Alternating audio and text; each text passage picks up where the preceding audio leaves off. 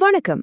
ஒரு மனுஷனோட வாழ்க்கை முழுக்க சில கேள்விகளை தேடி பெரிய பெரிய போராட்டங்களை சந்திச்சு அதுவே ஒரு தத்துவமா மாறினா எப்படி இருக்கும்? அப்படிப்பட்ட ஒரு ஞானிய பத்தி தான் நம்ம இன்னைக்கு பார்க்க போறோம். அவர்தான் வேதாத்ரி மகரிஷி. சரி, நாம எடுத்த எடுப்புலயே வேதாத்ரி மகரிஷியோட பியோகிராஃபிய பார்க்க போறதில்ல. அதுக்கு பதிலா ஒரு சின்ன பையனா அவர் மனசுல எழுந்த சில கேள்விகள்ல இருந்து ஆரம்பிக்கலாம். ஏன் இந்த உலகத்துல வறுமை இருக்கு? கடவுள்னா யாரு? வாழ்க்கைனா உண்மையில என்ன? யோசிச்சு பாருங்க. இந்த சிம்பிளான கேள்விகள் தான் அவரோட ஜீவிதம் முழுசுக்குமான ஒரு பெரிய ஞானத் தேடலுக்கு விதையா இருந்துச்சு. அப்போ இந்த கேள்விகள் எல்லாம் சும்மா ஒரு ஆர்வத்துல கேட்டதில்ல, அதுக்கு பதில் கண்டுபிடிக்கணுங்கிற ஒரு வெறி அவருக்குள்ள இருந்துச்சு. வாங்க அவரோட ஆரம்ப கால வாழ்க்கைக்கு போலாம். கூடுவாஞ்சேரியில ஒரு சாதாரண நெசவாளர் குடும்பத்துல தான் அவர் பிறந்தார். ஆனா சின்ன வயசுல இருந்தே அவருக்குள்ள கேள்வி கேட்கிற குணம் அதிகமா இருந்துச்சு. ஒரு தடவை அவங்க வீட்ல சூரியனுக்கு உப்பில்லாத அடை செஞ்சு படைக்கிறாங்க. அப்போ அவர் அப்பா கிட்ட கேக்குறார், ஏன் இதுல உப்பு போடல? அதுக்கு அவங்க அப்பா, சூரியன் சூடானது, அதுக்கு உப்பு போட்டா இன்னும் சூடாயிடும்னு சொல்றார். ஆனா சின்ன பையனா இருந்த வேதாத்ரி, சூரியன் எவ்வளவு தூரத்துல இருக்கு, நாம இங்க படையல் வைக்கிறது எப்படி அதை பாதிக்கும், இது யாரோ செஞ்ச ஒரு தப்பு காலப்போக்குல ஒரு மூட நம்பிக்கையா மாறி இருக்குன்னு ரொம்ப லாஜிக்கா கேட்டாராம். பாருங்க, அவரோட அந்த அறிவு தேடல் எவ்வளவு சின்ன வயசுலயே ஆரம்பிச்சிருக்குன்னு. சரி, அவரோட வாழ்க்கை அடுத்த கட்டத்துக்கு போகுது. ரொம்ப கஷ்டமான சூழ்நிலைகள் வந்தாலும் அவரோட அந்த அறிவு தேடல் மட்டும் நிக்கவே இல்ல. அது எப்படிங்கிறத பாப்போம். இந்த டைம்லைனை பாருங்க. இது வெறும் வருஷங்களோட லிஸ்ட் இல்ல, ஒரு ஞானி எப்படி உருவானாருங்கிற கதை. அப்பா இறந்ததுக்கு அப்புறம் மொத்த குடும்ப பொறுப்பும் அவர் தலைமையில விழுது. போஸ்ட் ஆபீஸ்ல வேலை பார்க்கறதுல இருந்து ஜவுளி பிசினஸ் வரைக்கும் பல வேலைகளை பார்த்திருக்காரு.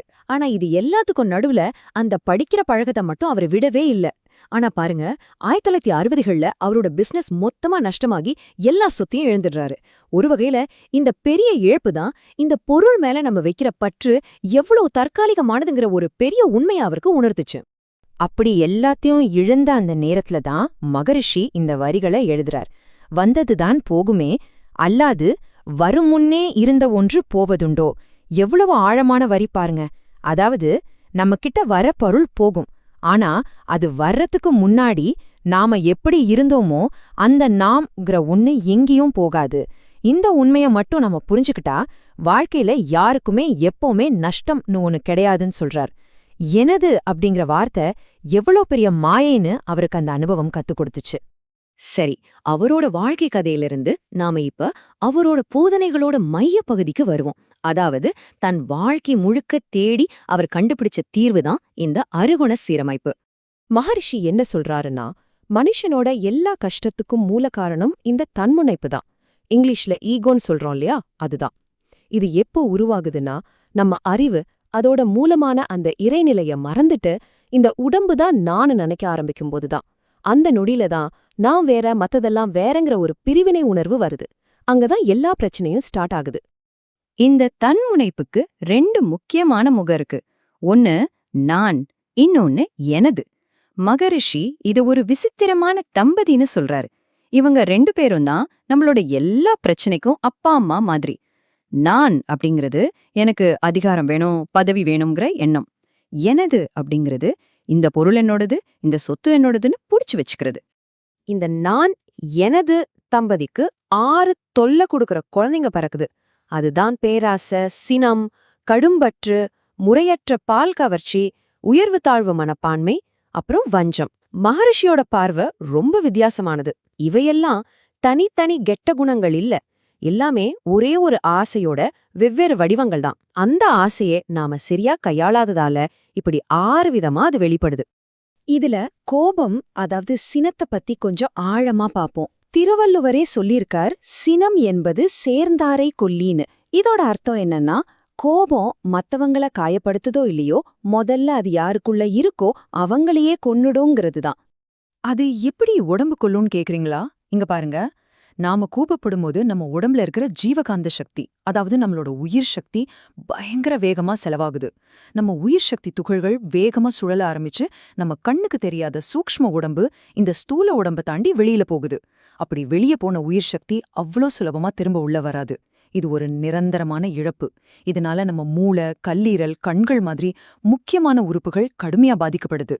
யோசிச்சு பாருங்க, ஒவ்வொரு தடவை நம்ம கோபப்படும் போதும் நம்ம ஆயுள்லேருந்து கொஞ்சத்தை நாமளே குறைச்சிக்கிறோம். சரி, இப்போ பிரச்சனை நல்லா புரிஞ்சிருச்சு. இதுக்கு தீர்வு என்ன? இங்கதான் மகரிஷியோட தத்துவம் ரொம்ப பிராக்டிகலா மாறுது. அவரோட நோக்கம் ஆசைய அழிக்கிறதில்ல. அதுக்கு பதிலா அந்த ஆசைய எப்படி அறிவ ஹேண்டில் பண்றதுன்னு கத்துக் கொடுக்கறது தான். நிறைய பேர் என்ன நினைக்கிறாங்கன்னா, ஆன்மீகம்னாலே ஆசையெல்லாம் விட்டுடணும்னு. ஆனா மகரிஷி சொல்றார், ஆசையே உயிர் இருக்கிறதுக்கு அடையாளம். ஆசைங்கிறது ஒரு பெரிய வெள்ளம் மாதிரி. அதை தடுத்து நிறுத்த முடியாது. ஆனா அத ஒரு அணை கட்டி நமக்கு தேவையான வழியில திருப்பி விடலாம். அதுதான் புத்திசாலித்தனம். அப்போ அந்த ஆசையை எப்படி சரிபார்க்கறது? அதுக்கு தான் மகரிஷி இந்த 4 பாயிண்ட் செக்லிஸ்ட் கொடுக்கறார். உங்களுக்கு ஒரு ஆசை வருதுன்னு வெச்சுக்கோங்க. முதல்ல உங்களையே கேளுங்க, இது எனக்கு உண்மையிலே அவசியமான தேவையா?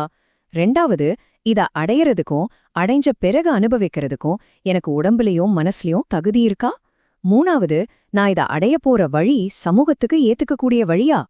கடைசியா 4வது ரொம்ப முக்கியமானது, இந்த ஆசை நிறைவேறினதுக்கு அப்புறம் எனக்கு சந்தோஷம் கிடைக்குமா இல்ல துன்பம் கிடைக்குமா? இந்த 4 ஃபில்டர்ல ஒரு ஆசைய நீங்க பாஸ் பண்ணீங்கன்னா அது நிச்சயமா ஒரு நல்ல ஆசையா தான் இருக்கும். அவரோட சொந்த வாழ்க்கை அனுபவங்களும் இந்த தத்துவங்களும் சேர்ந்து எப்படி ஒரு பெரிய உலகளாவிய இயக்கமா மாறுச்சுன்னு பார்த்துட்டு இந்த பகுப்பாய்வை நாம முடிக்கலாம். அவர் ஆரம்பிச்ச அந்த உலக சமுதாய சேவா சங்கம் இன்னைக்கு உலகம் முழுக்க 2000க்கும் மேற்பட்ட கிளைகளோட இயங்கிட்டு இருக்கு. பாருங்க, ஒரு தனி மனுஷனோட தேடல் இன்னைக்கு லட்சக்கணக்கான மக்களுக்கு வழிகாட்டிட்டு இருக்கு. அவரோட தத்துவத்தையே சுருக்கமா இந்த ஒரு ஈக்குவேஷன்ல சொல்லிடலாம். மனிதன் கிட்ட இருந்து 3 அழுக்குகளை நீக்கிட்டா மிச்சம் இருக்கிறது இறைவன்தான். அந்த 3 அழுக்குகள் என்னன்னா, தன்முனைப்பு, அதாவது அந்த நான்கிற எண்ணம். 2வது கர்மம், நம்ம பழைய செயல்களோட விளைவுகள். 3வது மாயை, எது உண்மை எது பொய்ன்னு தெரியாம நம்மள மறைக்கிற ஒரு திரை. இந்த 3ஐயும் தாண்டிட்டா மனிதனே தெய்வம்தான்னு சொல்றாரு. சரி, கடைசியா இந்த ஒரு கேள்வியோட நான் முடிக்கிறேன். மகரிஷியோட வாழ்க்கையும் போதனைகளையும் பார்த்தோம். இப்ப நீங்க யோசிச்சு பாருங்க, உங்க வாழ்க்கையில நீங்க சீரமைக்க வேண்டிய விஷயம் என்ன? எது அந்த ஒரு குணம் இல்ல ஒரு ஆசை நீங்க சரி செய்யணும்னு நினைக்கிறீங்க? யோசிச்சு பாருங்க.